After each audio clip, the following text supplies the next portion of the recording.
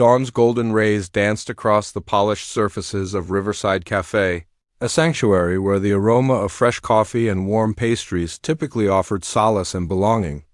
Yet today, that gentle illumination couldn't penetrate the malice festering within a group of heartless teenagers.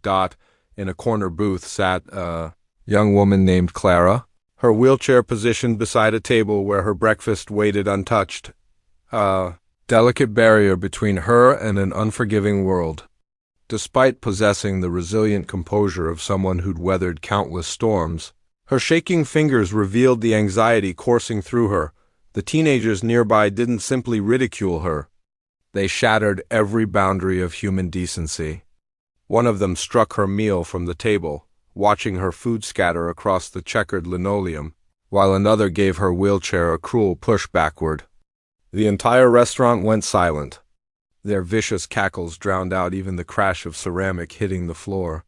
Tears gathered in Clara's eyes despite her desperate attempts to contain them, but the sting of public shame burned fiercer than any physical wound. Clara's journey had been marked by struggle from the beginning. A congenital spinal defect had bound her to her wheelchair for life, yet her family constantly reminded her that her soul was designed to fly, regardless of her physical limitations. She treasured that philosophy even when society seemed intent on destroying it. Daily, she endured curious stares, hushed comments, and condescending expressions from people who couldn't fathom her reality. But this morning's assault transcended mere ignorance. It was malice, sharp enough to slice through hope itself. While the aggressors celebrated their cruelty, fellow diners averted their gazes. Some displayed obvious disgust but remained paralyzed. The server, balancing a tray of beverages, stood motionless in the walkway, terror written across her features. Clara leaned forward clumsily, attempting to collect her scattered breakfast with unsteady hands, praying not to draw more attention. Then another set of hands joined hers, not harsh or cruel, but compassionate. An elderly gentleman with silver-streaked hair quietly retrieved her plate and placed it before her once more. "Ignore those fools," he murmured softly, though his worried glance toward the teenage gang betrayed his own nervousness. His gesture was like a lone flame fighting against overwhelming darkness. Yet Clara still felt vulnerable, damaged in ways invisible to others. She remained motionless afterward, her hunger vanished, her voice trapped by unshed tears. She wondered why existence operated this way, why anyone believed tormenting the vulnerable was acceptable behavior. Her heartbeat thundered with each fresh wave of laughter from the bullies, who now boasted loudly about their supposed courage, completely blind to their own cruelty.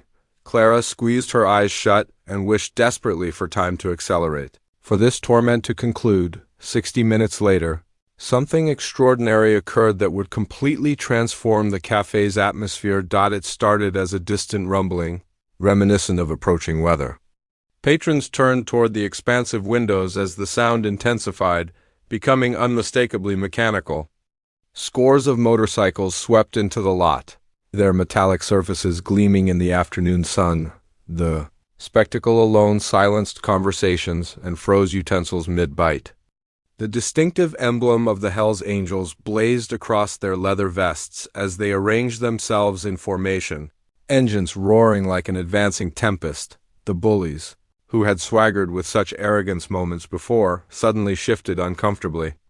Their sneers disappeared entirely. Everyone recognized the Hells Angels' legendary reputation: bold, fearless, and absolutely willing to defend their principles. When the cafe door opened, its chime sang gently, but the hush that followed carried more weight than thunder. A massive man with facial hair and penetrating eyes entered, his vest decorated with numerous insignia. Others followed in succession until the space felt compressed. Electric with anticipation, Clara's eyes expanded with a mixture of apprehension and amazement. The lead figure surveyed the room, his attention razor-sharp as it passed over the teenage tormentors. Then his expression gentled upon finding Clara.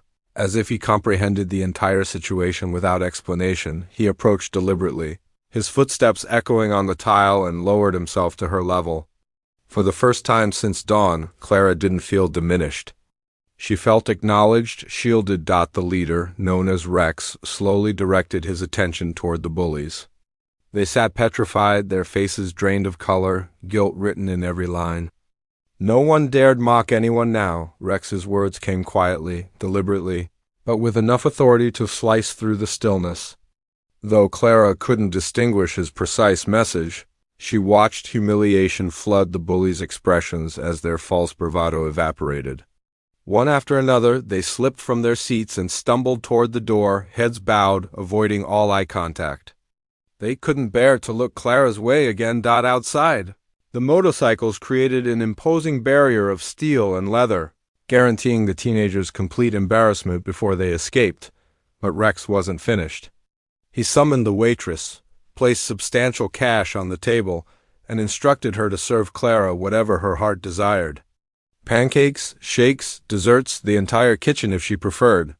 He assured her she possessed more strength than any of the cowards who had attempted to crush her spirit. Then, in an act no witness would ever forget, he removed his own leather vest, wrapped it carefully around Clara's shoulders, and declared her part of their brotherhood. Tears flowed down Clara's cheeks, not from shame this time, but from overwhelming gratitude. Within a single hour, everything had changed. What started as a morning of anguish had become a moment of incredible healing. She discovered that compassion emerges from the most surprising sources, and often those who appear most intimidating possess the most generous hearts. The cafe broke into gentle applause, several customers wiping moisture from their eyes.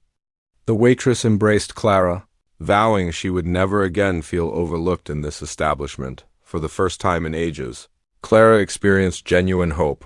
She understood that while cruelty persists, so does bravery. And sometimes complete strangers intervene to transform your stories. Conclusion. Clara learned that day that protection comes in many forms, that family isn't always blood, and that sometimes the most unexpected heroes emerge exactly when you need them most.